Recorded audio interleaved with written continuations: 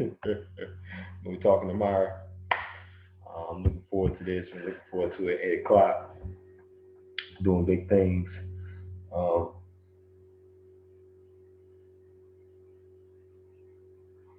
so yeah, just looking forward to it. It's the last Zoom of the night.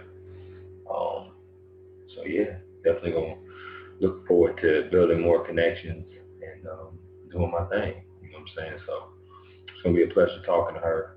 And yeah, let's get it.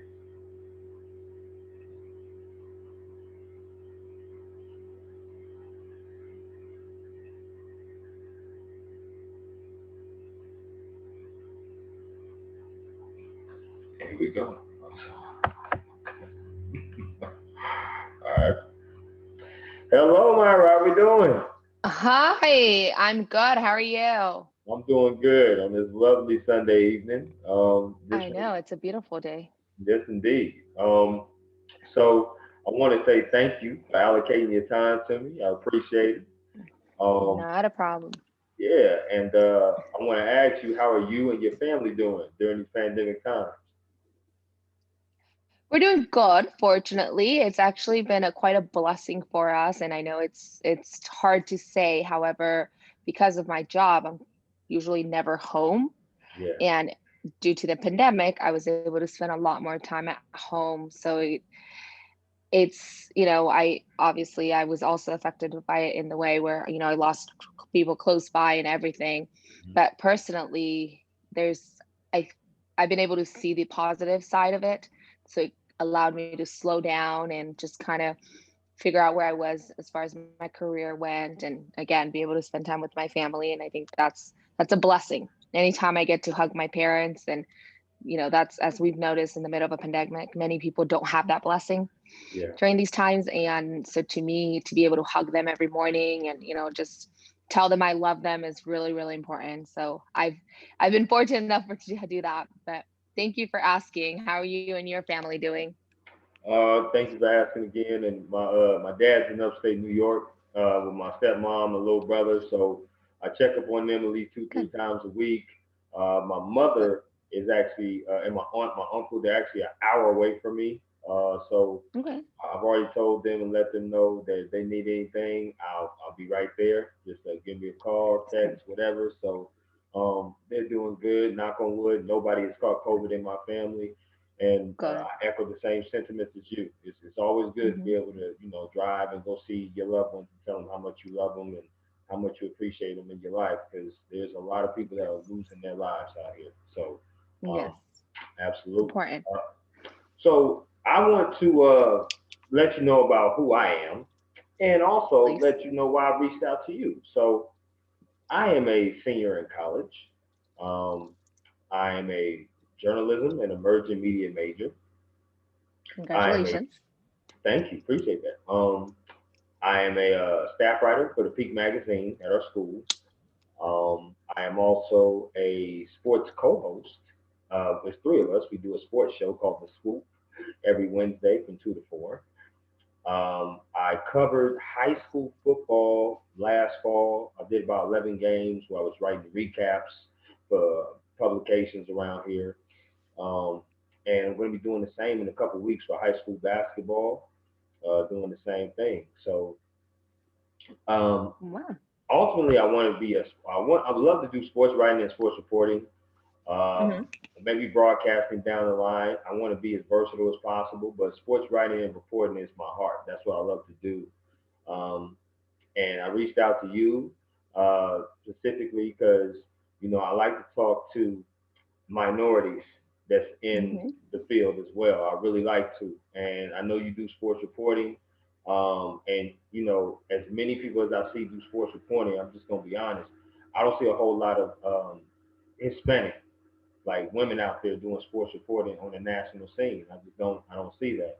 And it's good to talk to you because I want to be able to hear your experiences, hear your advice, be a sponge, because you've been in the game, and I've looked up some of your reels and what you've done, and it's you're phenomenal at what you do. You work Thank hard, you're a you. grinder, no problem. So I have no problem saying that because it's the truth. So um, I just want to be able to be a sponge and learn from one great professional in the field. So that is the reason why I wanted to reach out to you.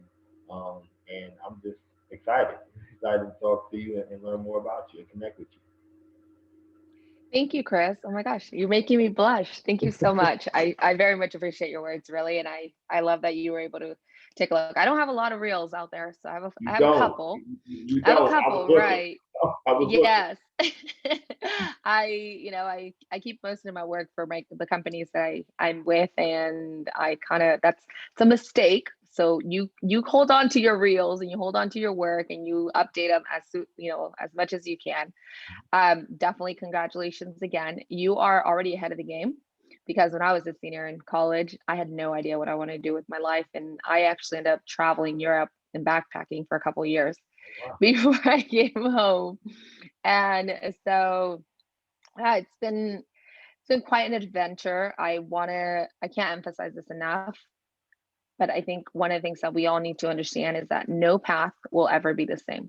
Yeah. Nobody will walk the same path to get to where they want to get, but you need to know where you want to get. And I think it's great that you're versatile. And I think that it's amazing that you're learning everything because we're living in a world where, digitally we can do everything. But it's important to have that preparation. It's important to have the education of how to process things, how to communicate to people and understand your market. And I think that's one of the things that I've been able to do is kind of understand. I actually lived in Mexico City for 4 years. I'm originally from California, but Mm, I knew that the moment I found out I wanted to do sports broadcasting, I knew I wanted to do it for the Latinos. I knew I wanted to do it in Spanish. I knew I wanted, to be that outlet for these people because I grew up in a home speaking Spanish, but football was in English. right. And when the Raiders were on TV, it was in English. It was touchdown. It was like the only, time that my dad would allow us to speak English Right. at home because that was Right. his rule. And it was like, well, why isn't it in Spanish, Dad? How do you say touchdown in Spanish? And these were Right. questions that were just, coming in as a 5-year-old kid, 10-year-old kid watching football on TV. And so when the opportunity finally came, I said, wait, maybe this is what I want to do, but I don't want to do it in English. And Mhm. it's not that I don't want to do it in English because, there's so many people doing it in English. I Right. want to do it in Spanish because there isn't enough information out there for all of these passionate people who want to learn football, who want to get to know the NFL, and who are eager for just a tiny bit of information. So that's what, I went out to Mexico. But anyhow, I won't get too much into me. I'll let you have, do your questions, whatever questions you have for me, and we'll go along. Oh, you good. You good. I'm cool with whatever. I'll go with the flow. But yeah, I think that's tremendous. I think that's great. I'm learning Spanish at this point right now. Ah, Taking take felicidades. Yeah. Well, I'm still like beginner level, like one of those threads. Okay. We are very beginner, but Muy bien. Duolingo is helping me. Duolingo is helping me. So Nice. I'm gonna be speaking sentences before you know it. I Well, promise. you can start watching our show and you can understand some of the football stuff, and then you'll be like, oh, I know what they're talking about. Maybe that'll help. That would help. That would help. And yes, I you have my definitely friends, go ahead. my friends' kids, they're trying to learn Spanish and they actually watch my show every morning, but they only do it because they like to watch Thea on TV. And so so my friend says they're talking football in Spanish and I have no idea what they're saying. There's a problem. So I do know what Tia yeah, is. Tia is auntie. I do know Tia. yes, Yes. that's So I'm good. learning. I'm learning. Good. What time is your show? If you don't mind me asking. I'm sorry. What time is your show? You said every morning your show? So I have a show on Mondays that are at 8 a.m. Pacific Standard Time, 10 a.m. Central Standard Time, 11 a.m. Eastern Standard Time. Okay. And we do a show on a daily. It's called Camino al Super Domingo. So it's your path to the Super Bowl, Super Okay. Sunday. I like it. And that one starts at 6 p.m.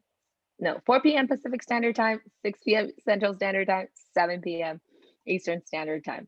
Okay. I'm gonna check you out tomorrow because both of those Awesome. times are pretty good. I'm gonna check you out. And we're doing it from Radio Road tomorrow. Oh, really? Okay. All Yeah. right. All right. I'm Which gonna check looks it out. very different this year. I can Very imagine. different. I can imagine. So basically, you got into it a little bit with my first question, but you can expand a little bit more. What made you or inspired you to want to become a sports broadcaster?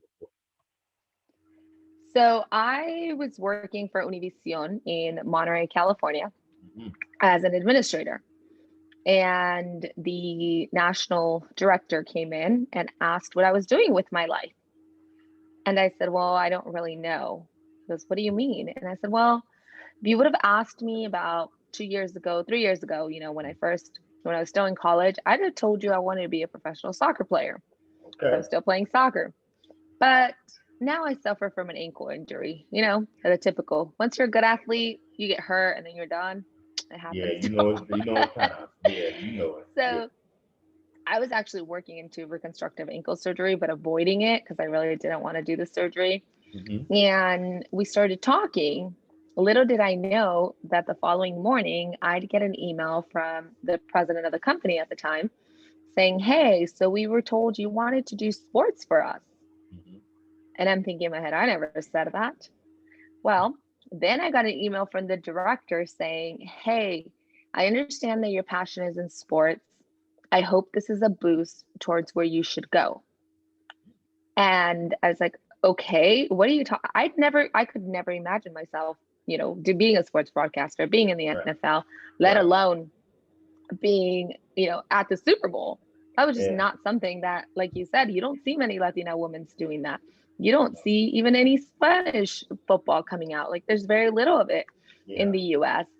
And so at that time, I'm like, okay, sure. I've been very go-getter. So it's like, oh, well, if there's an opportunity, let's do it. Right. So I actually have a theater minor, and getting in front of the camera was no different than getting in front of thousands of people to, under character. Oh yeah. So they liked what how I presented it. They enjoyed what I said and said, okay, so from now on, you're going to be doing the soccer segment. I was like, okay. Cool. Okay. So I did that for about a year. And then that ankle surgery I told you about, I rolled my ankle, and the doctor said, well, you either get your ankle taken care of or get a wheelchair. Ooh. And, the surgery was kind of the better thing. So I Yeah. had a reconstructive ankle surgery, went back to the company, and they'd actually eliminated sports from the local news station. Wow. And so then at that point, I said, well, thank you very much for the opportunity. I had a great time with the company. I think it's time that I go and spread my wings because now I know what I want to do. Right. And I want to get myself into sports, and I want to start talking about sports. And this is what my career is going to be. Right. So I went home and I said to my parents, I'm gonna do sports. They go, okay, well, what are you gonna do? You're gonna go get your master's? Are you going to, apply for school? Like, what's your next step? And quite frankly, I had no idea. I didn't have mentors. I didn't have anyone telling me what to do. So I said, well, I don't know. I'll figure it out essentially. And I said, okay, I've had a very supportive family. I mean, if it wasn't because of them, I would not be where I am today. Because Okay. every time I've needed help, I pick up the phone. I mean, even what I'm wearing today, my sister picked out. So she's my fashionista. All right. It looks I don't break good. my It head looks wondering good. what I'm going to wear. Thank you. You're welcome. You're welcome. And so I went, and I opened up an email, and there's an announcement of a school in Mexico that specializes in creating sports journalists. And I said, that's it. That's where I need to go. And my dad says, what are you talking about? Because I'm in the middle of a car. We were actually on our way back from watching a soccer game. And I said, that's where I need to go. I need to go there. He goes, you need to go where? And I said, I'm going to Mexico City. He goes, Mhm. okay. And kind of just says, all right, this kind of been my attitude from the time I was little. So Right. he's used to, me throwing ideas and then just going through with it.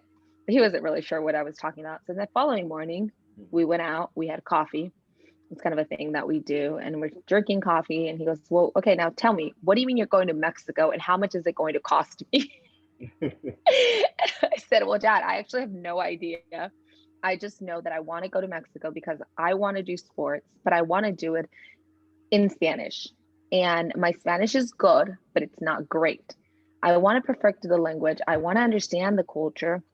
And yes, I grew up Mexican, but Mexicans are different. Or are they? And at that time, of course, I had no idea. I really thought they were the same thing. Right. We're not. Right. We're very different. Very different. The culture is very different. Yes. But the one thing we have in common is the passion for sports. So while in Mexico, so I called, got all the information for this program, and it was a full year intensive program for sports journalism. And I went there, and the first time I walked into the classroom, I pulled out my highlighters and everything, was ready to take my notes when all of a sudden he starts speaking, and I thought he was speaking French, Italian, Greek. I didn't understand a word that was coming out of his mouth. I did not know until that moment how limited my Spanish vocabulary was.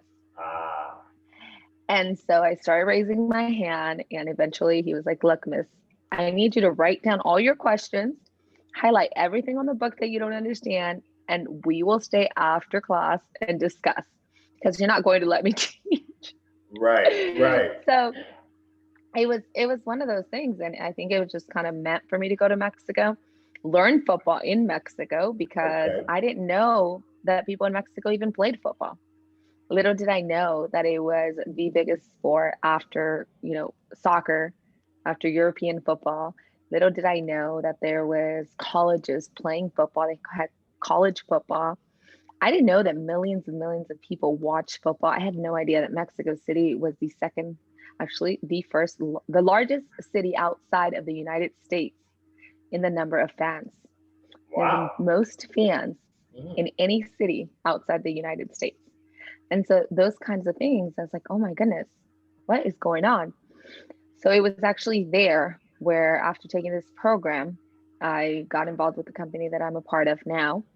And it was email after email. Hey, I want to come in. Hey, I need help. Hey, hi, my name is Mayra. I know football. I'm excited. I'm from the US, but I've been taking these courses, and it was just email after email after, and I didn't get a response. I didn't get a response. I went back home and I told my sister, and I said, "Hey Lou, like I haven't gotten a response." And she says, "Well, who wants the job? You or them?" I said, "Well, I do." He goes, "Well, why did you email them today?" "No." "Well, what are you waiting for?" "But I emailed them a week ago." "Did you email them today?" "No." Right, right, "Then get on it." right. I was like, "Okay."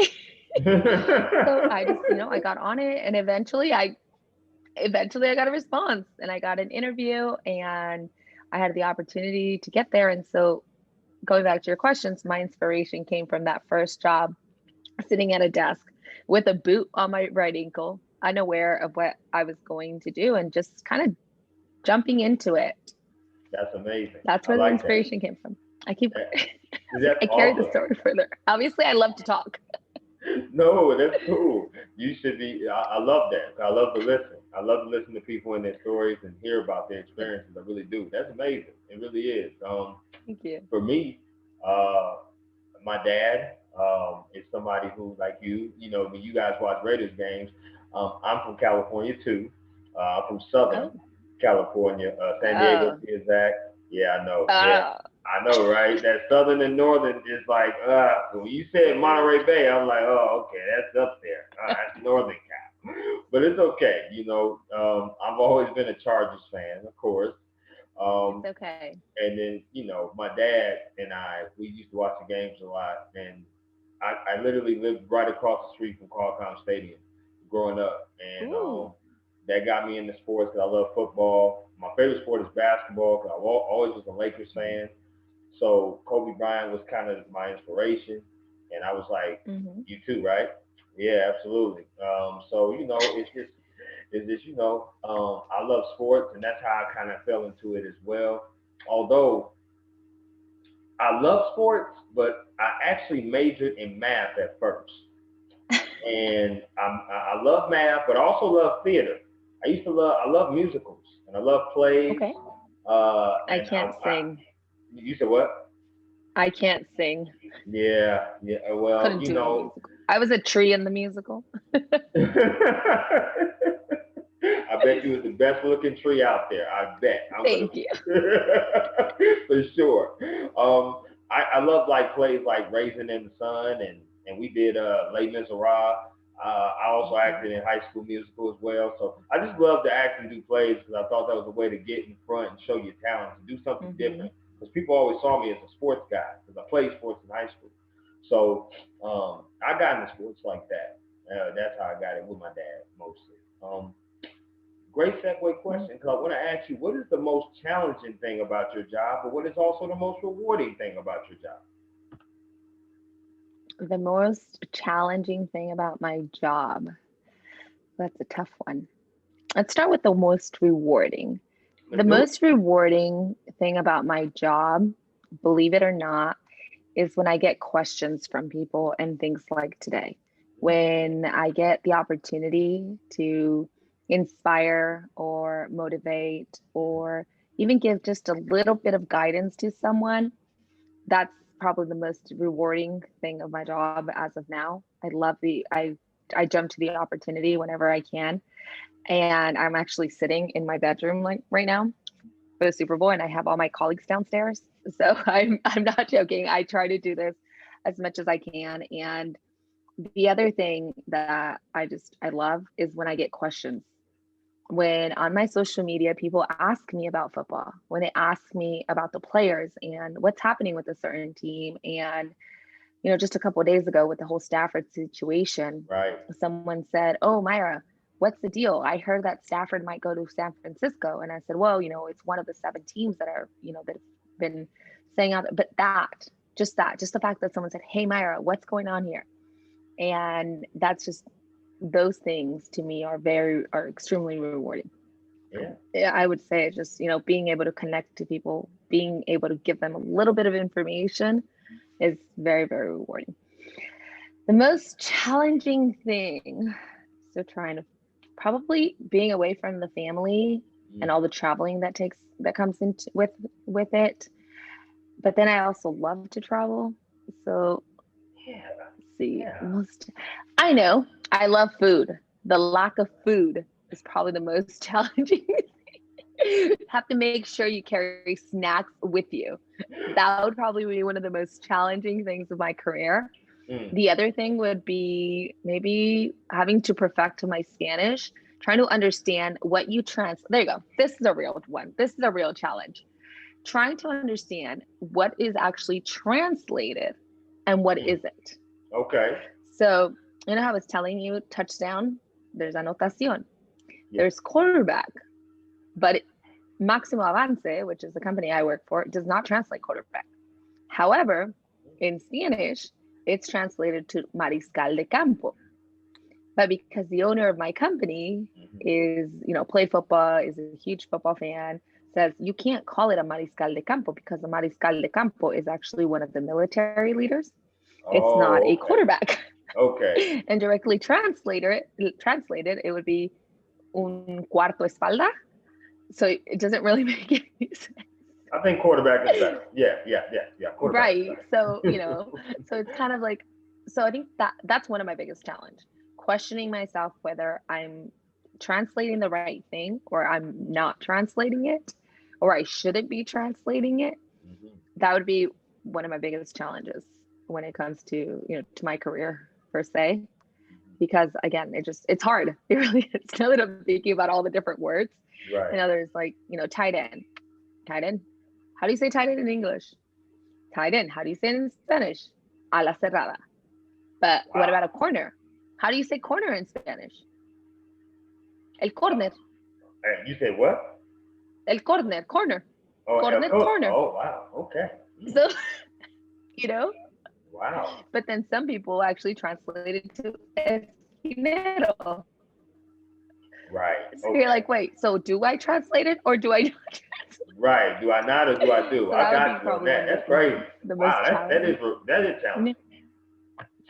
Because Jeez. you don't know. It's like you don't know what to translate or not, what not to translate. So I'm constantly taking notes and putting down, and it's like, well, this person translated it. And, and I'm calling my boss every so often, who's also one of the analysts. And I go, hey, he didn't translate this. He goes, Mhm. it's okay. That's acceptable. But you told me, it's like, okay, fine. Right. So I'm like, okay, translatable, That's not crazy. translatable. That's crazy. So, Um, yes. I love the fact that you said the most rewarding thing is when people do these kind of conversations with I you, do. and also when people ask you questions about football. It was a no-brainer to me. Like I said, when I saw you, I was like, man, you at every field. You at Kansas City. You here. You doing this. You doing that. I'm like, man, she's really into sports, and not to, I don't want to sound disrespectful, but you look different. You look different because from the other like reporters. The main reporters is the reporters, the blonde bombshell and the lady that goes on, just it's just not a whole lot of Latinas in there. So that really enticed me. Like, let me speak to Mm-hmm. her. Let me hear some of her experiences, and let me hear about what she's went through because Good. everybody's path is different. And it also inspired me because it's like, man, if we can get some more black and brown on the sidelines, whatever, that'd be great. That'd be Yes. awesome. And we are.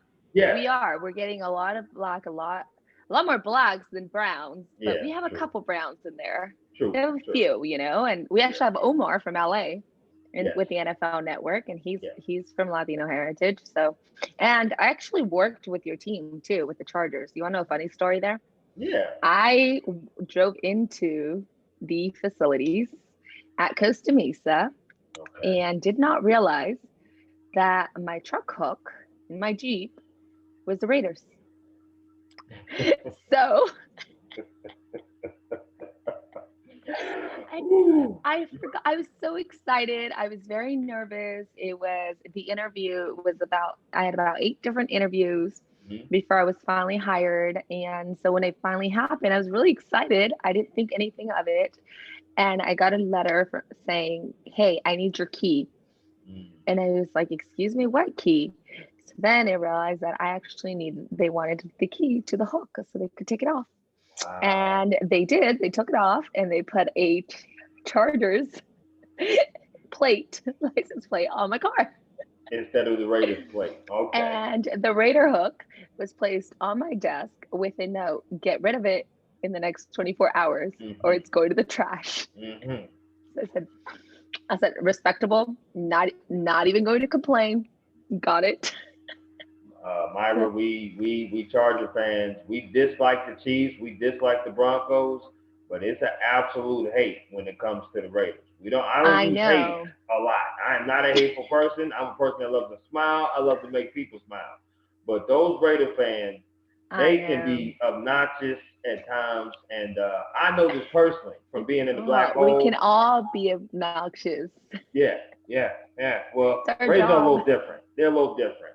I remember, tell you a quick story if I get you the next question, is that I was a kid growing up in San Diego. The Raiders used to always, especially early on, they used to kick our ass a lot. And they used to beat us pretty good. And until, Marty came in, Marty Schottenheimer. And, I remember as a kid going to the Qualcomm and LT had that MVP season. And I remember that, the Raiders fans, particular games, they would come down to Qualcomm and cars would be burned or destroyed. And yeah, people will wild out. They'll go a little crazy. And, Mhm. like I said, it's a rivalry. But in the black hole, I went there one time. And I vowed never to go there again because I knew I was in enemy territory. I just knew it. I wore Wow. I wore my Tomlinson jersey, and I was there, and I was surrounded by a whole lot of Raiders fans. Me and a couple of friends of mine. It was brutal. I was like, I'm never again will go up there. These I'm people are really sorry you had that experience. I wish you would have come to our section. We were really nice to fans. I mean, we booed you and we talked a lot of, stuff, but at the end of the day, we'd hug you and tell you have a good day. We are those kinds of fans. well, I would have We loved that. That's for Yes, sure. so we do. Last time, so the last Charger game at the Black Hole, was actually my very first Thursday night football game Yeah, I in the remember Black that. Hole as a reporter. So I had the opportunity to cover that from the field, to watch that final interception from Philip Rivers. Can't ever Hmm. fail. Never fails me. Never fails me. And He never fails. He's right. and that day, I remember looking around, and it was a black hole. There were about 10 Charger fans in the entire stadium. Yeah. It Wow. was unbelievable. And I said, If I'm wow. not mistaken, that Thursday night game, Josh Jacobs ran the go-ahead touchdown. If I'm not mistaken, that game. 'Cause I remember watching that game. We were winning, and I was like, okay, I'm for sure. I'm That's some thinking, good hey, plays too. right. And he ran the touchdown, and Philip was driving him. And if I can Hmm. remember, I think that was the game where he threw the interception to Was it Woodson? Last no. Woodson was gone. He Charles was Woodson gone, was right? He gone. threw an He was gone. interception to Woodson's been somebody, gone since and 2000. Yeah. This was come on. just last year. Yeah. And Never yeah. mind. This was just a final Thursday. I was like, wait, no, I think you're getting Yeah. it. No, this is a final. This was the Final final. Thursday. So it was in 2019, final Yeah. Thursday night football game Yeah. when the Chargers flew up and they Philip Rivers threw that last He interception did. He to did. to lose the game. I got to stand next to Derek Carr as he's like shouting, jumping up and down because they won, and to me that was really exciting. As a Raider fan, that was just like a complete circle because Ah. that was the same year that I worked with the Chargers Mhm. because they hired me to come in and try to and assist them with the Mexico game because that was the year that they went to Mexico and played against the Chiefs, Yeah. and they kind of wanted an idea of what Mexican fans were like and what they Yeah. needed. Yeah. And so I was able to kind of give my 2 cents and tell them like, hey, you want to do it this way, not that way. And they want football. They don't want tacos and beer. They have tacos and beer. And so, That's awesome. and That's awesome. so it was a great time. But I love the organization. I love the Spanos family and everyone there. And I think you have a great team now. And I'm really excited for Justin Herbert's future and the fact that he connected so well with all of your offensive weapons. Hunter Henry's great when he's not injured from his knees. So Yes. you got a pretty good team there. Mike Yeah. Williams. I mean, And vice you're pretty versa. set. And And vice great versa. great group of guys. Okay. All right. I like that. Yeah, Thank you. I I'm appreciate excited for that. you all. So I mean, it kind of that, broke my heart though that you all let go of Anthony Lynn, but I understand why. yeah, broke my heart too. But we did get a great defensive coordinator in Staley from the Rams. I thought that was Mm-hmm. pretty good for them, and That I'm was looking good. forward to what he can do with this defense. Pretty You good. guys got a pretty good team as well. Your offensive line is massive for the Raiders. They Mm-hmm. can run the ball pretty That good. one's good. They just need to get their receivers a little bit more developed, and You they'll be know, good. I want. I'm expecting more from Jacobs, and I'm also expecting more from Crosby. Which, by the way, it was kind of a sign of relief when Hmm. I saw that he had surgery a couple of days ago, actually a Hmm. few days ago now on his arm, and he talked about how he had some a broken disc and all these Yeah, things happening. Because yeah. my sister and I every weekend I got a text from my sister that COVID really messed up Crosby. Really, is it still COVID? Did he really not recover? Because he had COVID at the beginning of Yeah, the season, yeah. prior to the season actually. And so it was just that whole thing. And I was like, no, I don't think that's COVID. Something's off, but it's not that. Like he's got the energy. And we just Okay. kept going back and forth, back and forth. Something's wrong. Something's wrong with it. It's not the same Crosby. And she was having a heart attack. She's still a hard, dead Raider fan. Yeah, Where I will confess that game I was telling you about, the Thursday night football game, yeah. was when I realized that for as much as I will always love my Raiders and cherish all of those moments in the black hole, I'm more of an analyst reporter now Right. than I am a fan. And you get that Understood. crossover. That was kind of my crossover. I'm Okay. sitting next to a a reporter who covered the Raiders and who was a huge Raider fan, and that's why he was doing it. And he only talked about the Raiders. And there was there's this play happening, and I'm like, oh, that was a really good pass. Ooh, Philip, good job. Oh, way to look at Williams. And I'm just like talking out loud. And he goes, I thought you said you were a Raider fan. I go, what? I was like, I'm sorry, what? He goes, you're cheering on the Chargers. And I Right. was like, oh, I'm not cheering for them. I'm talking about like that was a really good run. That was a really good it was great. That was a good spin. And he goes, yeah, I don't think you're a Raider fan anymore. It's Okay. hard. I mean, when you get into that position, it's very hard. And for me, when I do break in, because I feel like it's a win, it's going to be tough for me to not cheer for the Chargers. I'm gonna have to leave that bias alone. But I'm You'll always going get to be to a a Charger point. fan. See, you'll always be a Charger fan. You will always have those memories. Hmm. And however, you'll start making connections because Yeah. this is what this relationship is all about. This Right. this career. Connections and real relationships. Mm. You want to be able to talk to the players because at the end of the day, they're humans. They don't want to be treated like superstars. Some Right. of them do, not all of Right. them. The ones you Right. care about, they don't want to be treated as Right. superstars. And Right. so they want a genuine connection.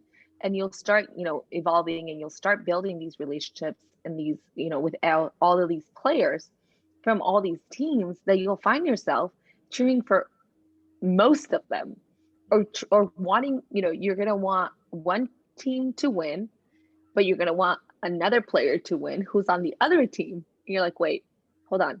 But I don't want them to. I just want him to do good. Yeah, do good. Yeah, But if he yeah. does good, then he's going to win. But, and so you get to that point where it's like, okay, you'll always love your team and you'll always have that extra sense. And every time I go home, I'm going to put on that jersey. It's the only way I'm going to be able to watch football. I mean, my parents aren't going to let me watch football any other way. Right. But at the end of the day, if there's a friend of mine or someone that I care about on the other team, you betcha inside I'm going to be going, yes, good job. Right, right, Not in front of right. my parents, though, I especially not in understand. front of my dad. Not in front of Madre and Padre. No, no, no. Nope. My daddy would be kicking me out. I love it. I love it. My parents are the same way when it comes to basketball. They're Bulls fans, so they grew up in Chicago. So I can't root Ooh. for the Lakers. When the Lakers play the Bulls, I'm quiet. Ooh. So that's just what it is. That's okay, because my dad, when I'm with him, he's a Bulls fan. Lakers and Bulls. My mom, she's a Bulls fan. Mm. She's like, I don't even watch sport no more, but I don't want you cheering for nobody else. I'm like, I got you. I got it, mama. I got it. I'm a mama's boy, so Gotta I like, respect the okay. house rules. Yeah, I House do. rules are house rules. House was a house. That's why I have my own now, so that I can do what I want to do now. That's for sure. There you can put on that Laker jersey. That's right, all day, Bron. So my next question is social life. Um, the reason why I ask this question is because there's a lot of times where we do work nights and weekends. We do miss a lot of events, weddings, friends things, socials. We also work holidays. We miss that time. Sometimes it could be a burnout. As far as my social life, it's pretty dead. Because I've taken on responsibilities of covering games and writing articles, and I also have 21 credit hours in school. I work a full time Sorry, job. you're cutting up. Oh, sorry about that. Let me see. You hear me now? Okay, I think I got you. Sorry. I No. got you. Okay, so um, can you hear me now? Okay. Let's see. Uh-oh, you froze. Yes. Okay, now you're good. Okay, we're good. Oh, So basically, my schedule is 21 credit hours. Um, I work full time, 9 to 9. Um, I also do event security for Kennesaw Sport Games. So my schedule is crazy already, and I'm already missing a lot with the social time. You know what I mean? So my social life is pretty bad. My homeboy told me, "Hey, man, come on, come and turn up with us. Come to the bar. You know what I'm saying? Come hang out." And I'm like, "Bro, I can't do that because I got a story to do. I got a game to cover. I'm talking to people like Myra, uh, learning from them, connecting that's with what you them." wanted it earlier, huh? So he told. That's I'm funny. I sorry. like that one. I like that. That's funny. Um, so he was like, "Bro, you can do that anytime." I'm like, "No, I can't do it anytime, bro, because I got this thing called deadlines." You know what I'm saying? So when you got deadlines, Mhm. you got to do stuff and get it in time. So that taught me that people outside of the journalistic reporter realm, they really don't understand what we do and like our hours and how we work and how we grind. It's just tough for them to understand if you ain't in the shoes. My dating life has even suffered worse. A couple months ago, I'm being real. A couple months ago, went out. No, I know. Yeah, right. Yeah, went out. Casual date. Was on a Friday night. I told her what I did. I said I'm a sports correspondent. I work for the lottery, 9 to 9 overnight, and I do a lot of different things. But I cover games. And she was like, "Oh, okay, yeah." And we're probably maybe 30 minutes into the dinner. All of a sudden, my sports editor gives me a call. I said, "I have to take this." So I took it, and then all of a sudden, he says, "Hey, somebody called out, Chris. I need you to go cover the sports game." And I said, I told her, I'm sorry, I might have to go. And she was like, So you gonna break the date? I said, I'm sorry, I'm gonna have to. I gotta go and cover the game. She was like, oh, whatever, bye. I was like, oh, well, I'm not gonna see her again. So that was the last date that I had. And I said to myself, I'm not even gonna think about dating until I graduate because it just makes no sense to try to even think about that. Just focus on what you're focusing on. So I'm gonna ask you, how do you balance your work life, social life, and dating life? Okay. So that's a personal question. We're going personal now. Okay. First of all, one thing I discovered as far as my social life goes, it is very limited. It becomes your sports life, it becomes your career. Your career kind of blends into your personal life. However, you do have to find a space for you, and you have to find sort of a balance, but not necessarily a perfect balance. It's more of understanding, for example, I do football. So my family knows that from August to February, I am unavailable. Fortunately, both of my nieces were born. One was born February 13th, and the other one was born February 23rd. So Oh, right on time, get there, enjoy the birthdays. I know it's like they knew what Thea was doing. They knew what Thea's career was going to be and when the off season was. So I don't do the combine, and so I get to come. I get to go and be at their birthdays. So yes, social life is kind of. I mean, it's this is it. It's with your colleagues, it's with your coworkers, it's with your friends from time to time. When you say you miss certain events, you miss birthdays, you miss. yeah.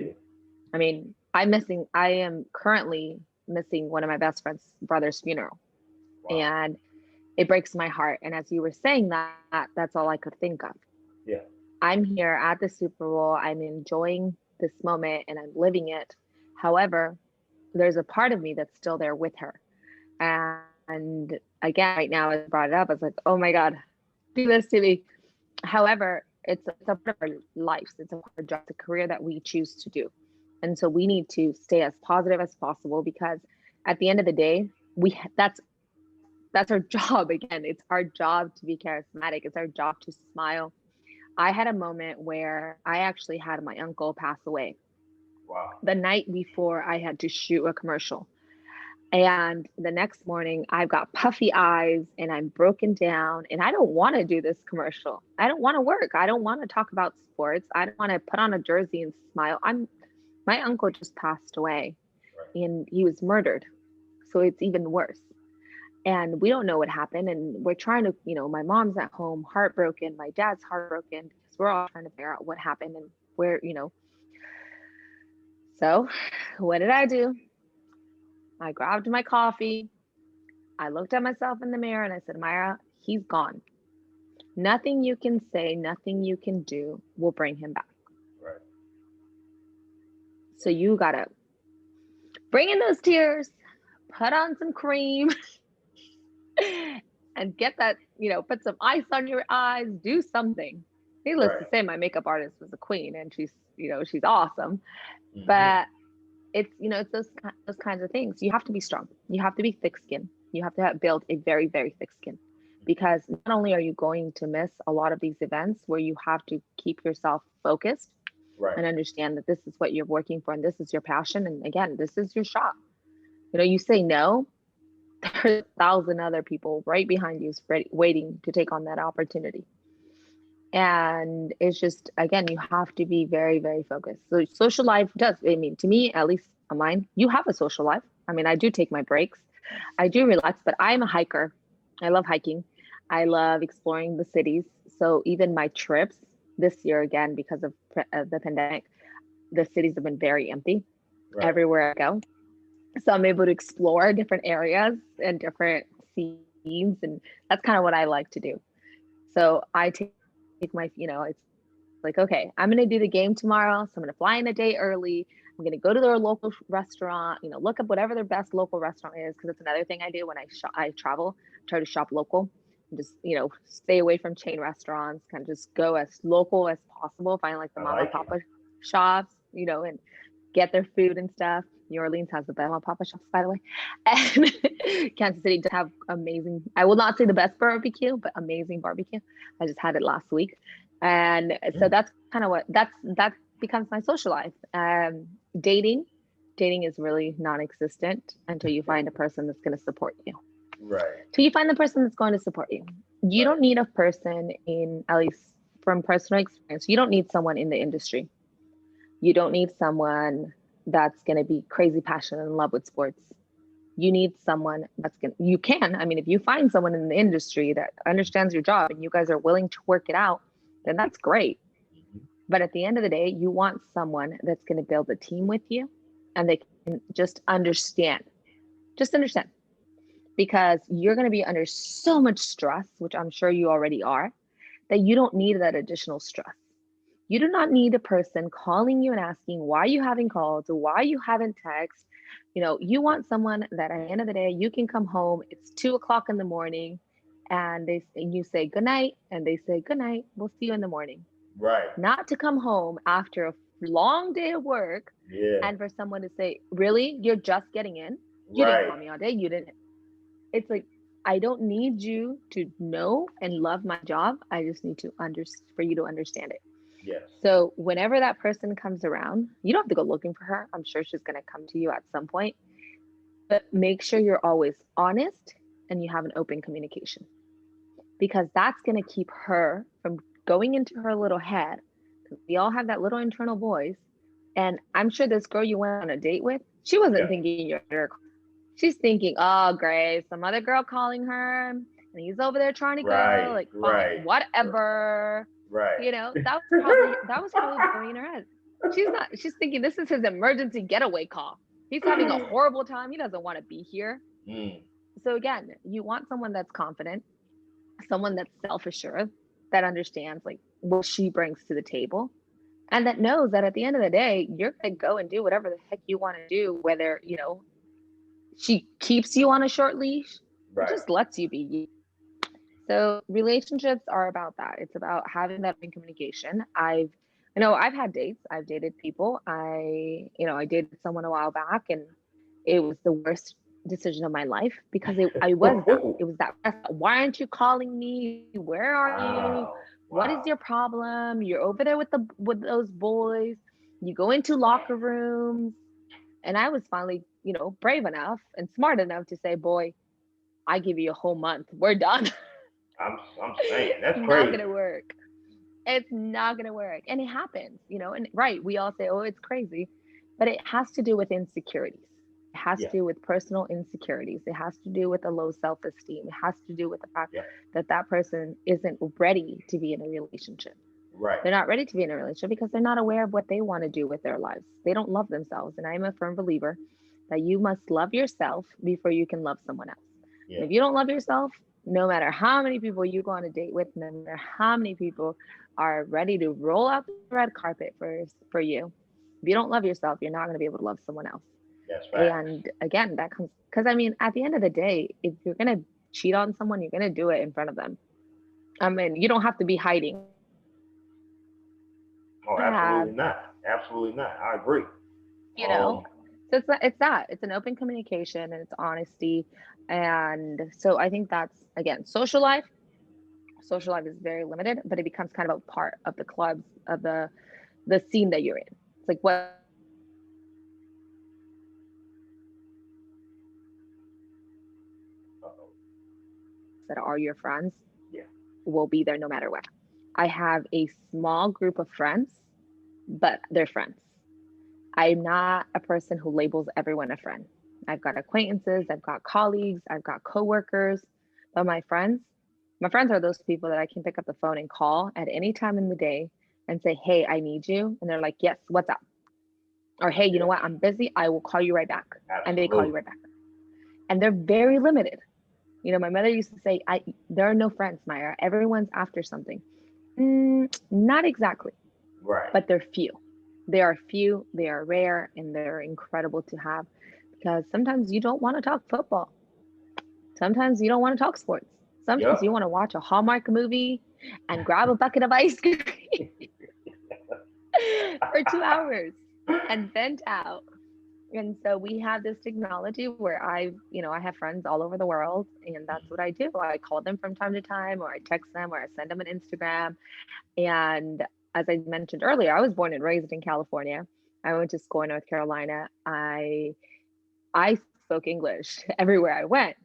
And what's going on? We're trying to follow you, and we don't even understand what you're saying because a lot of Right, them don't right. speak Spanish. So I tell them and go, well, just look at the pictures, and sometimes I try to do stories in English here and there. But I go, I on social media, I'm a sports broadcaster, and most of my followers are Spanish speakers. So it's hard for me to generate a lot of English content when I'm geared towards the Latino, towards the Spanish speakers, towards, Mexico, towards Colombia, Chile, like Venezuela. I was just, Oh yeah. I was a guest in one of those podcasts for Peru. And these people are following me. They're expecting content, football content in Spanish. Right. So like so every so often I throw in, some English there, here and there. But I Yeah. always try to translate it. And so yeah, going back to that, it's hard. You'll eventually find out. And I think you have your priorities pretty good, and that's already great. The relationship will come. Mhm. Don't put too much pressure on it. It'll come Yeah. when it's meant to come. And again, it's gonna have to be someone that understands. Understands. Never lie. Never lie. Because the moment you do the tiniest little lie, then that little voice, you've turned her on. And when you got to go to an interview, when you have to run out like you did on that date, they're going to be like, That's right. he's not running out to die. Right. And your relationship isn't going to be the greatest. No, So don't it's lie. not. It's not. If you don't want to be with the person, just be honest. Just be honest with the person. Don't be afraid of hurting someone's feelings, because in the end, that lie is already hurting them. You don't see it in that moment, but you will essentially hurt them. So that's kind of the best advice that I can give you as far as it comes to relationships and social social life. You'll have it, but it'll be limited. Your social life becomes your colleagues prior to the game, or your colleagues after the press conference discussing the game, or saying hello, or meeting prior to training camp, or those kinds of things. Traveling together. So I like that. I I really don't know do. if I got through. No, you're good. You're good. I totally like that. The main reason why I asked that though is that it is important for mental, for your mental health, for Right. everything, because you don't want to be going 125 miles per hour in this industry. It's easy to burn out that way. You kind of do, like you said. I'm the same way as you. I wouldn't mind having somebody in the industry, but it'd be great to come home and not talk about sports. Let's talk about music. Let's talk about something else. Let's talk about another genre, anything. What happened with the man across the street on the block today? Let's talk about that. Let's talk about anything. Yes. But I'm such a person that's diverse as far as, sports may be what I do, but it doesn't run my life. Like I'm a person that likes to write poetry. I'm a poetry writer. I love poetry. Mm-hmm. I'm a person that loves different kind of movies. I'm a person that loves pretty much just going out to different events as Right. well, and not just doing sports because, like you said, it's a job to do something, but it's Mm-hmm. not a job to where it can run your life. So, And yeah, it's different. You don't get to enjoy sports the way you did. You don't get to jump up and down when that touchdown's scored. You don't get to cheer on the players anymore. Like I told you before, you start analyzing the game, and you start figuring out how you're going to present it, and what's the best moment, and right, which player was the key player, and what was the right play, and when was the turning point. And you're not enjoying it anymore. I mean, there's times where I sit down and watch the game and shut my phone down, like the repeat. I went, so this is what I did after the Chiefs game, after the championship game. yeah, I went home and I turned on the Green Bay Bucks game, and I just watched the game. And I ordered myself a pizza, and I had pizza, and and I watched the game. I watched the game, mm, and I shouted, and I was excited, and I was still cheering Rodgers on, even though I knew they had lost. But I Yeah, was just into the game. I wasn't analyzing it. I just wanted to be a fan again. That's it. That's all I wanted to do. And like you I said, love because it. of my mental health, because it's very important to socialize, to think outside, to, like I told you, make that balance. Yeah, But know when it's time to work and when it's time to party. That's what's absolutely. important. Time management. Time management. And like you said, if you have that phone on 24/7, you need to turn it off sometimes too. You need to let your editor know tonight's my night off. I'm sorry. And let them know I'm turning my phone off tonight. Because Yeah, again, if you, that happened later in the year. That happened later in the mm-hmm, year because another person called out, and I did it twice, and I'm like, okay, mm-hmm, cool. But then he called the third time. I'm like, my man, I can't do it tonight. And he's mm-hmm, like, oh, you normally come through for me. I said, I know I do, but I can't do it tonight. I'm sorry. I'm mm-hmm, packed. I got classes. I got this. I just need a mental mm-hmm, break. And mm-hmm. sometimes I go into my house that I'm in right now, my apartment, and I just shut every damn thing off. It's pitch black in here. And sometimes Yep. I do some of my best thinking when I'm in the pitch black dark. I really do. That's And people good. think I'm kind of crazy, but listen, I say it's okay. You can think that. I can't change your mindset, but that makes me at peace when I do that. So Exactly. I You keep totally doing what understand. makes you happy. That's what matters. Absolutely. And by the way, Yep. condolences to your family members. My condolences to the passing family members. Yeah. Thank you. I had a friend that lost a mother as well during this recently, so I can understand. Mm-hmm. I want to ask you this question because I think it's very important. Has there ever been a time in your life where you no longer wanted to do sports broadcasting and reporting? And if so, how did you exhibit the resiliency to not quit? I posted it online and my dad read it. Wow. I was burnt out. Mhm. I was burnt out, but I was more burnt out, not about wanting to do broadcasting. It wasn't that I didn't want to do broadcasting, is that I didn't feel I was getting the rewards that I wasn't accomplishing enough. Mhm. I've always been very hard with myself, and first Super Bowl Atlanta, I wasn't very excited about it. I was excited about covering it, but a part of me didn't feel I was doing enough. I was always thinking about the next step and what's next and what's next. Is this it? This it? I'm covering the Super Bowl. Okay, but I'm not on the field because I wasn't on the field against, at the Atlanta Super Bowl. I should be on the field. This isn't enough. I got to do better. I got to do better. And I never got to appreciate being at the Atlanta Super Bowl. I didn't get to appreciate, watching Tom Brady get his last Lombardi with the Patriots. Yeah. I was wondering what was next. Right. This is enough. Well, what? I'm not part of the broadcast. Why am I not part of the broadcast? What did I do wrong? What do I have to do? And it was terrible. It was terrible.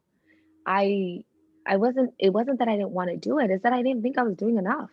Right. That I should have, I should be here and I should be there and why, this person's got the same career and she's the same age and she's with this company and why what's happening, and I just started questioning myself, and I went online and I posted on Facebook, and I didn't even realize my dad had Facebook, by the way.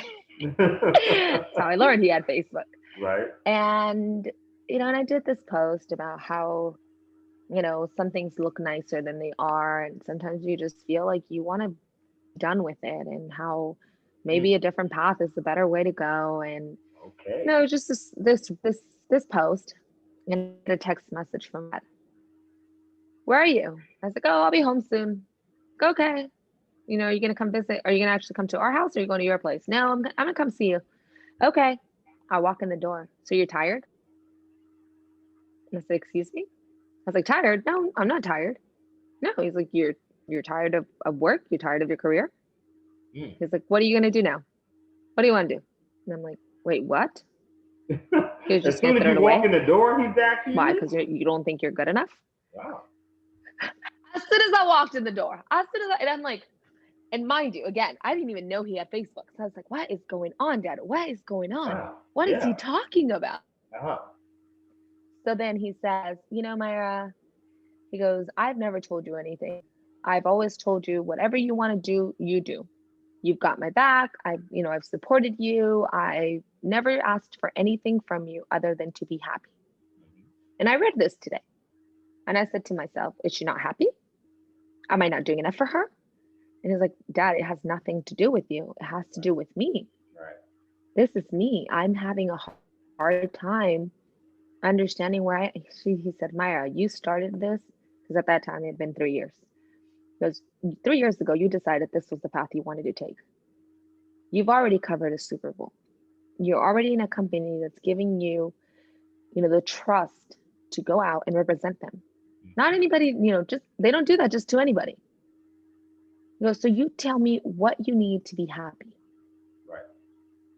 And it was a reflection moment, and it was kind of one of those, wow, he's right. Great. I gotta say dad's right again. And so, which they are. They're always right, Yeah. one way or Yeah. another. Yeah. And so I remember, my mom came out and she hugged me. She's like, what? What's your dad saying now? What's your dad saying? And I was like, oh, nothing. It's like, and my dad goes, nothing. Your daughter's crazy again. She wants to give up. Because apparently I taught her to give up. Oh my goodness. And I was like, what? Wow. Like guilt is coming in. Yeah. And I was like, oh my goodness. My dad's like, what is he talking about? I was like, nothing, mom. Dad. So for the next 24 hours, I went in and I started looking at myself, looking at the pictures and understanding, like, is this me? Is this really who I want to do? And how many more sacrifices am I willing to take? And where do I really want to go? Why is it that I wasn't happy when I was in Atlanta? And, what's my next step? And where do I go from here? So I started asking myself a million and one questions. And then at the end of the night, I was going back to one of those reels. That's why I laughed earlier. And I was watching my very first one that I was actually not online, where I didn't even speak Spanish correctly, which at the time I didn't realize. And I said, wow, I have grown so much and I didn't even realize it. I didn't take a minute to just be thankful, to say thank you, say thank you to myself, to my Right. work, to what I've done. Thank you to life. Thank you to, I don't know if you're religious, but thank you to God for giving me the opportunity, for Very. allowing me to take on another step on the field. Thank you for that. Like be grateful, be thankful. And I wasn't. And so after that, woke up the next day and I went to my dad and I was like, Dad, he goes, what? Because he's mad. He's still mad. I was like, I'm not giving up, and he goes, don't do it for me. He's like, I don't care. I'm an old man anyway. I'm going to die one day. I'll probably die tomorrow. He's very dramatic. You didn't get that by now. Oh, geez. So I go, Dad, I was like, I know. I said, we're all going to die. I said, but I was like, you're right. I was like, you're right. You didn't teach me to give up. You didn't teach me to stop now. And I Mhm. think that I was just being very hard on myself. And so that was the one time that I can honestly say I was ready to give up. It was, I wasn't getting enough financial reward. I didn't feel enough personal reward. And oftentimes that's what happens. We allow that little voice inside our heads to talk about how we're not doing enough. We're not getting enough. We're not, doing enough. We don't have that grateful and thankful feeling anymore. We kind of forget, at least I did, kind of forgot along the way. And what kept me going was understanding that I was truly blessed and just being thankful, saying thanks, you know, thank you team, thank you communications department, thank you PR, thank you, just thank you, like Right. thank you. Right. Right. That's it. Like that was it. It's like I went went in front of the mirror and said, thank you, Myra. We're having a kick-ass time. We're enjoying this. We're loving life. Yes. Let's keep going. And that was kind of it. It was what kept me going was just being thankful. I like that, and I appreciate you sharing your heart because Mhm. a couple You bet. things resonated. It's awesome, it really is. A couple things that resonated with Mhm. me was because you deserve your roses, Myra, without question. Obviously you're going to do great things moving forward, but what you have done already is to reiterate what your dad said, someone is giving you this position because they feel like you can do it. There's a lot of people that probably wanted to do what you have done, but there was a reason why you was picked and selected. They feel like you do a great job, which you Mm-hmm. absolutely do, and you do deserve your roses. We Thank always, as individuals, we always going to be hard on ourselves. Nobody's going to be harder on us than us. We're going to critique ourselves. We don't ever Mm-hmm. think things is good. People tell us you do a great And we job. need We're to like, stop that. right? So at the end of the day, we're going We to need critique to ourselves. stop that criticism.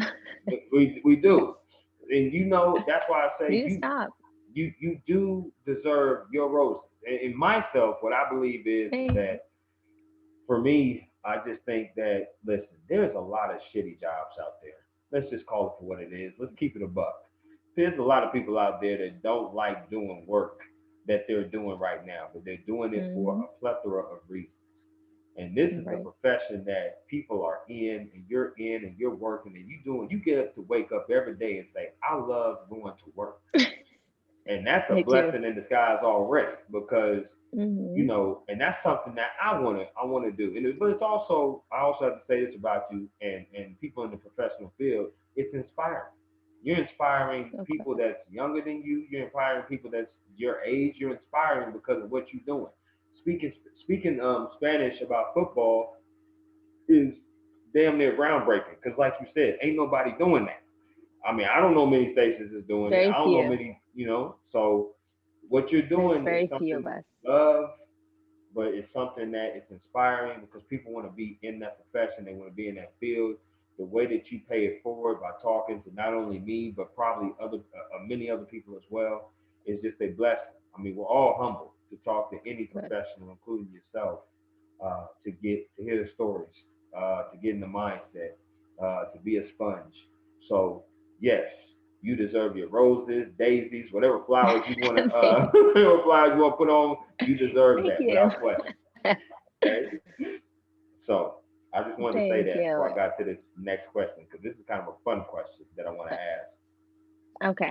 Is what is your favorite memory that you've done in the industry thus far and why?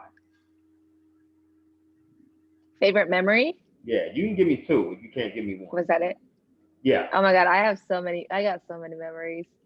Um, Geez, what would be one of the good ones? Oh, I got you. talk to So me. one of my favorite all time favorite memories was actually last year at the NFL honors. I have a picture Oh, with Lamar Jackson okay. after he won the MVP. Wow. So funny thing, I had interviewed him, I had talked to him, everything, right? I'd already done my job. I was done with it. And of course, you got to do that picture for the gram, right? Right. And there's this really pretty fountain, and it's got like this railing where usually there's a sign that says "Do not stand on here," but there wasn't. There wasn't. So I looked over at my photographer and I said, "Hey, let's get a picture over here because it's got like the whole 100 stuff. Like it's like the anniversary. Like this is gonna be awesome. It's gonna be such a good picture." He goes, "All right." So I'm there, and I like pick up my hands, and all of a sudden I hear, "That's an awesome picture," and I was like, "Come on, join in." Oblivious to who it was, like just completely oblivious to who it was. And I turn around and he's like running and just sliding down this fountain seal, like just whoosh, Wow. sliding towards me. And he like, grabs his hand and he's got his like hands up and he's like, "Hey." And at that moment, I'm like, "Oh, hey, it's you." And he's like, "Hey, how's it going?"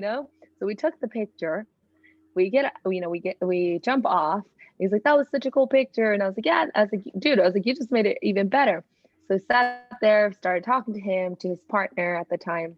And it was great. I mean, we ended up going out to dinner, hanging out, but it was just the greatest moment ever. It was one of That's the awesome. greatest memories I've had because he was so humble. He had just won the MVP. He's really excited about it all. And it was one of those moments where you're like, "What?" And then of course, right after, for a quick second, I was like, "Oh my gosh, things could have gone so wrong. He could have broken his foot. He could have slid down. He could have slipped. Oh my gosh, we could have had to call the paramedics. What were we thinking?" Fortunately, none of that happened. Yeah. But for a second, I did go over to my photographer. I'm like, "Oh my gosh, oh my gosh. Do you realize what could have happened?" He goes, "Mayra, when I saw him slide, I was like," because my heart stopped. So that's That's probably funny. one of my greatest memories. Another one would probably be, oh, talking to Mr. Rooney. So talked to Mr. Rooney last year at Wow. the 2 years ago at the yeah, I actually didn't know who he was. And here's a great advice in case you've not ever heard it. Treat everyone the same way. The doorman, the janitor, the CEO, the owner, Mr. Rooney, everyone. Treat them with the same kindness, treat them with the same education. Be kind to everyone. Oh Just yeah. be nice. Be nice. You will never know what doors that person is going to open for you. Yeah. So here comes this man, older. He's got his little suit, but he's got like a little hat going. And I'm like, oh, hi. I was like, hi, were you looking for someone? He's like, oh, yeah, I'm looking for Arturo, who's my boss. And he's the voice for Steelers in Espanol, Yes. for the Spanish. And so I'm telling him, like, hey, I was like, oh, he's not here right now, but please have a seat. Can I get you a water? I'm thinking, oh, he's going over a guest. And as he's talking a little more and he starts talking about the Steelers and we're having this full on conversation, I'm going, oh my God, I know who you are. Oh my goodness, you're Mr. Rooney. Oh Right. my gosh. Oh Right. my, like internal little Mayra was like, external Mayra was already in the middle of conversation. Right. Right. So needless to say, we finished the conversation. And by the time we finished this conversation, I had his personal contact on my phone. And it was just, he's like, whenever, if you need anything, text me, call me. He's Mr. like, Rooney anything you seems need, like that I'm there kind for of you. guy. Hmm. Great guy, great guy, great guy. And, so I would say those two are pretty up there. There's plenty more. We could sit here and talk for hours and hours and hours about all of the different memories that this career, will give you. Oh yeah. And you will have many, many, many more. I mean, there's a terrible one, but you know how you said social life? Yeah. By the way, speaking of memories and random memories, so the day the pandemic was shutting down the sports world, which Yeah. is March 12th, Yeah. never to be forgotten. And I was sitting at a press conference.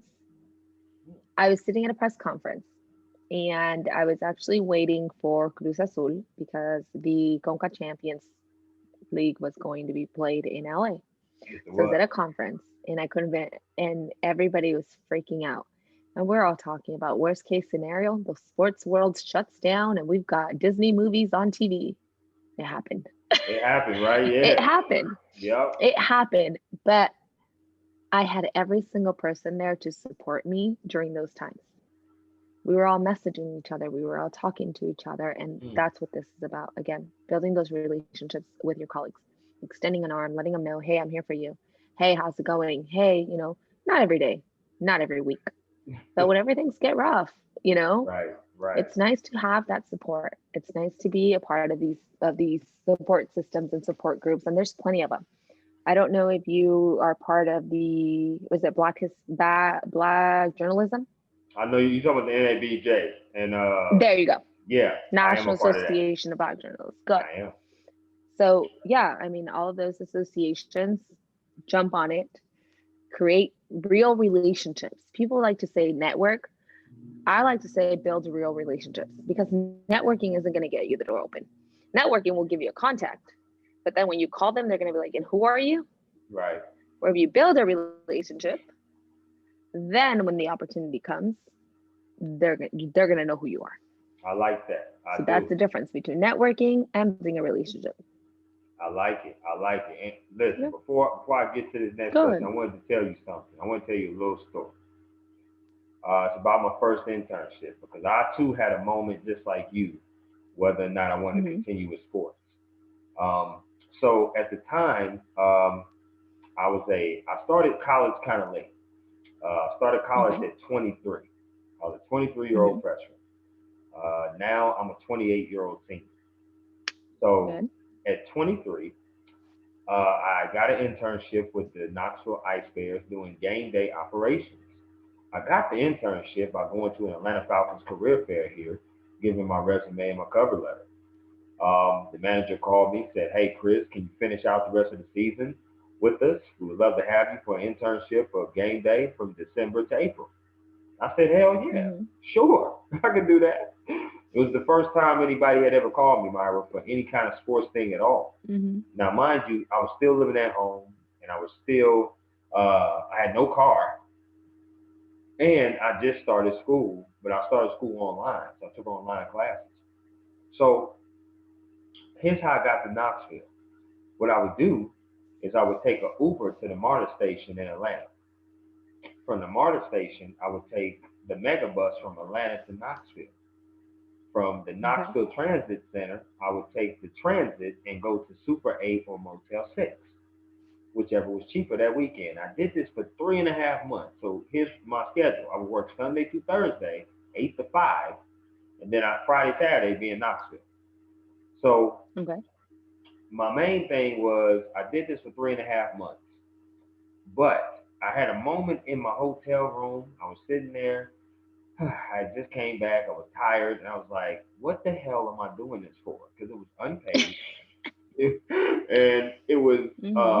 kids were doing chucker pucks, and I didn't know what the hell chucker puck was. They were doing playing hockey, slapping hockey sticks on each other. They had a bounce Mm-hmm. house where you know how kids get in the bounce house. They get pretty physical and rough. So I'm like, oh my goodness. And I'm doing will call tickets. I'm running all around. And I'm like, is this my path to break into sports? Because I don't know if I want to do this. I don't know if I want to do this crap. I mean, I Mm-hmm. love sports with a passion. I do. But I thought about covering games and writing stuff, being in front of the camera. I ain't trying to run around chasing no kids. I ain't trying to do that. That's not my way to. I'm not trying to. So I really had to think about whether or not I wanted to finish it off. But I ultimately sat in the hotel room and I told myself, after at least debating for about an hour or two, I couldn't even get to sleep. But I said to myself, I never quit anything in my life. I really haven't. Things that I have Mm-hmm. started, I never quit. So I said, let me finish it out. He's going to give me a good recommendation. And it taught me some traits. It taught me patience, hard work. That's where I learned my time management at. That's why I have it now. Good. Um, and I finished it out. He wrote me a great recommendation. And now, fast forward a few years later, as I told you, I have my own apartment now that I'm in. I have my own car that I'm in. And now I'm going to be a graduate in July. Good job. But it stemmed from that situation of, did I really want to do that? Because the megabus trips was already brutal. They were already brutal.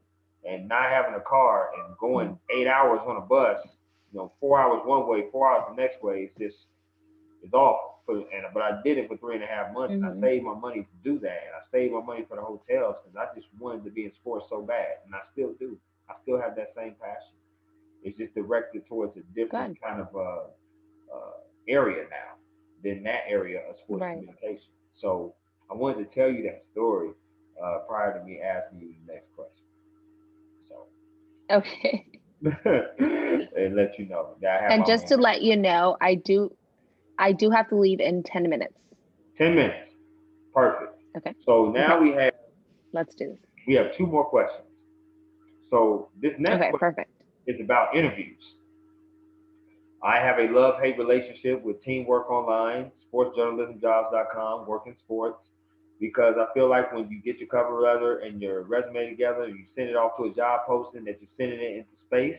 You don't know who the hell's reading it. You don't know if it's being read or anything like that.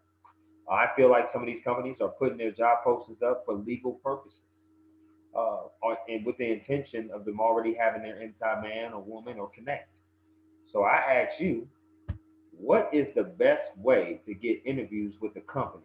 Is it going online, or is it talking to hiring directors and producers at stations or affiliates, or is it talking with talented professionals like yourself building a connection? It's all three of them. All three. All three of them. Okay.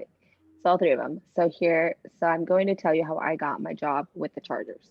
Okay. I I made a relationship with someone, and I kept telling this person, "Hey, you guys really need someone to come in and that actually knows what's happening with this Latino community.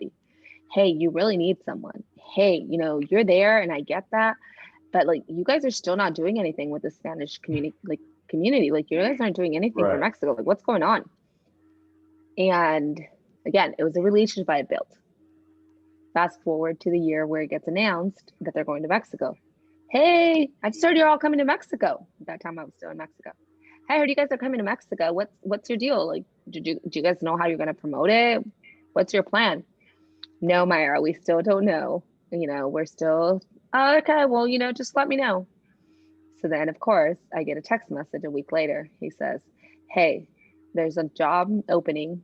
Go on teamwork because that's where we apply. Apply, and I will let them know that you have put in an application. Mm. That's all I can do for you. I said, that's all I need. I don't need you. I don't need you to give me the job. I'm not expecting you to give me the job. I will interview for the job.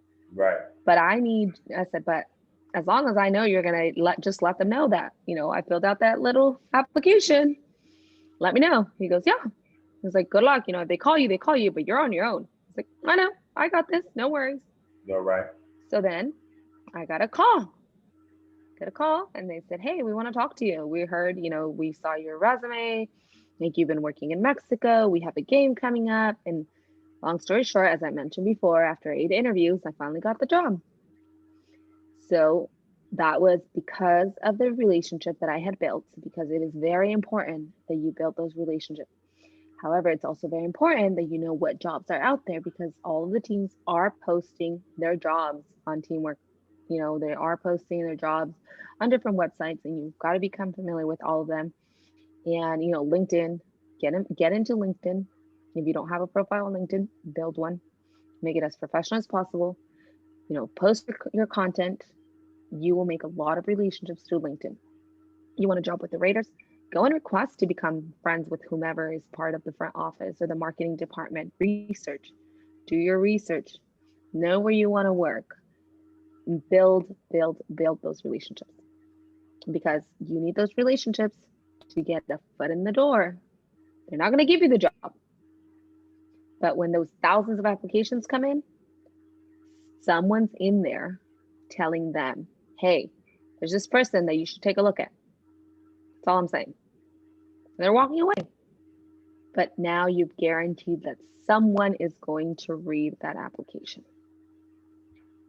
So Yeah. that would be my advice. So all three of them, All three. best way Okay. to do it. I like that advice. Relationships, relationships, relationships. Build relationships. I cannot tell you that enough. Yeah. Real relationships. None of these fake relationships. None of these like, hey, how's it going? No. Right. Real relationships. Right. Connect with these people. I Understand like who it. they are. That's what's going to get you their attention. They're going to want to help you. Once they know your work, they'll want to help you even more. Your work needs to stay professional. And when you're on social media, do not show me your social life because you're not who you are on social media. I'm Right. not showing you my parties and I'm not showing you my, whatever adult beverage I'm having tonight. I'm showing you football because that's why they follow you. You do. You People do. want the behind the scenes. People want to talk about football. People aren't following you because you're going to go out partying. If that's what they're Right. following you for, then you're not a sports broadcaster. You are a persona on social media and you have to understand those followers. Build a social media platform. Build it. I am a person who's struggled, has very, very much struggled with adapting to the social media platform. But that's going to help you. It's going to help you and people will see you. And I've made a lot of great connections through social media because people see my social Yeah. media page and I present myself as a sports broadcaster. And I love both my countries and I love everyone and I love all 32 teams. I really do because I love football. But building those relationships are important. So when we're done with this, you need to make sure that your LinkedIn profile is up to date, that your Yes. social media has a professional picture, a professional headshot. Get someone to take a picture with your iPhone with a black, a suit on or a nice little polo shirt with a solid background Mm. or out at the park or holding a microphone, in action. Your front page must be your profile picture. That's the first thing people are going to see. Who is this person? So that picture needs to be a representation of you at work and build that social media. Mm. Have your friends follow you. Say, hey, you got to follow me. Follow me, follow me, follow me. Start using hashtags on Instagram. Go on Twitter and start interacting with the people who you want to become your colleagues. Start doing that. That's another thing that I learned recently. You want to have a really build a relationship, start there. Yeah. Then when you go to the press box and you see them, hey, I saw Steve Welch. Are you familiar with Steve Welch, the NFL Network analyst? Yes.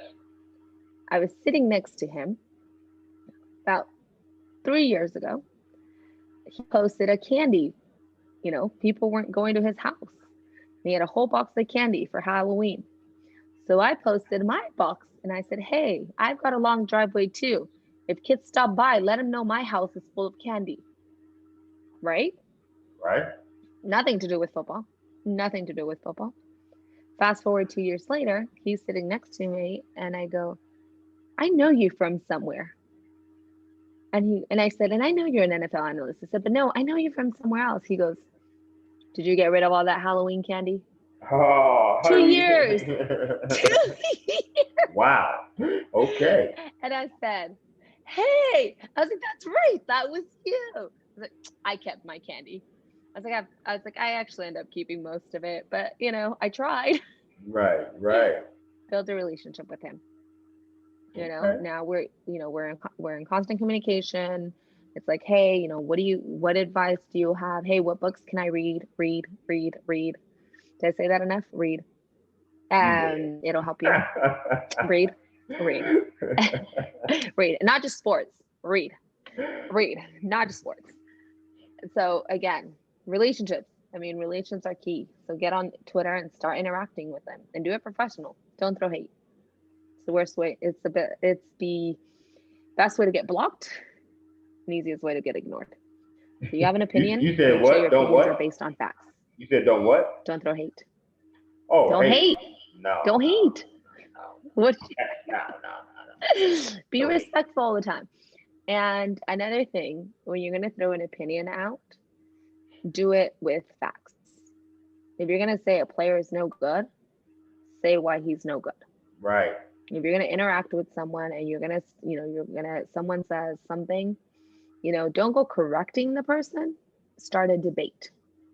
Because sometimes, people make mistakes. I've seen, Tom Pelissero make mistakes and say, like, oh, there were so many stats. These were the stats, like this and that. And it's like, well, what do you think of this and this and that? And then you've built an engagement. And now you're debating. You're not arguing, you're Right. debating. So Absolutely. they're different things that you need to do.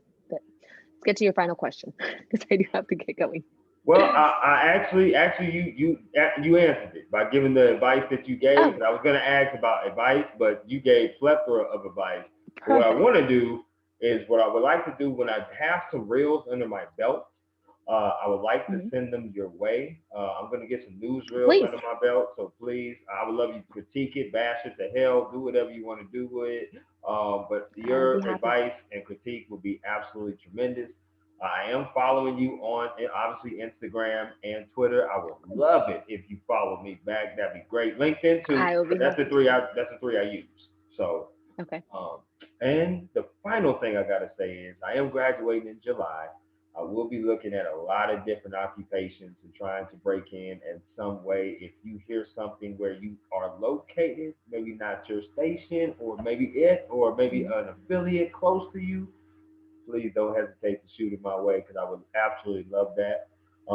And please, please, please do not be a stranger, Myra, because you are an amazing woman Mhm. to talk to, and I've definitely learned something out of this Thank you. conversation. So please, don't be a stranger. I will not be a stranger. You are happy to message me anytime. I might not respond right away, but I will essentially respond. I will eventually respond. I will sometimes respond. I will respond is what I'm trying to get at. So but it will take me a while sometimes. Sometimes I'll read it and then it's like, okay, I'll get to it. I'll get to it. But I do go back. I think I Yeah, responded to you pretty quickly, right? yeah, you've Okay, always good. responded. Yeah, I have no Because I problem with your response because at I do all. read I do read the messages. Mhm. You I do. do. I, You, I try to read all the messages and I do try to get back as soon as I can. But during football season, it can be a little hectic, oh especially with all the traveling and everything. And yeah, like I said, I try to keep in touch with my family too. So they're calling me and they're texting me and they're like, what's going on now? So Oh, they you're get the good. exclusive behind the scene pictures. That's what they want. So, Yeah, they, yeah. they bother with those. Oh, Just you're good. You're good. I'm joking. What I'll I'm do good. is yeah, like I said, I got your email. I'm gonna send my contact to you through message, so you have my contact Perfect. information. And then after that, Also, Chris, you said, I'm sorry. sorry, you cut out. What you say? Yeah, do you hear me? Yeah, I hear you now. Okay. So what I was saying is do not be afraid to post those reels once it's done to all these different groups that you're a part of. Okay. Start joining all of these news groups and just post it. Just say, hey, anyone know of a job? I'm graduating, and I'm ready. I've done all these internships. Like, here's my Yeah, reel. If you have any feedback, if there's anything you can help with, do not be afraid to do that. Be absolutely. open to a constructive criticism. Mhm. Be open to, any sort of opportunity that comes your way. And before you know it, we're gonna be like at the Super Bowl, and I'll be like, "Hey, Chris, what's going on?" I'll be I'm right like, on the 50 yard oh line. man, how you That's doing? gonna happen, Chris. Yeah, I'd be Well, like, "Hey, I know you." right, right, absolutely. So yes, you're absolutely right. Unless you go and do basketball. If you end up going for basketball, then I guess I'll just have to be like, "Hey, Chris, I'm gonna need some courtside tickets." I got Just you. I got you. it's Don't even another worry thing. about Let people know you're not Ticketmaster. it. I promise you I will do Just that. the one. Well, I thank you so much for talking to me. Like I said, a lot of great knowledge, a lot of great experiences. I appreciate your heart sharing it. And I will be in touch with you. Like I said, I'm gonna send my contact to you, and then after that, we're Please saying do. you good. But yes, enjoy your Sunday night. I know you gotta go. Thank you. Do your thing and enjoy Super Bowl week. Thank you. I will. You take care. It was a pleasure talking to you. We'll be in Pleasure as touch. well. Bye Take bye. care. Mhm.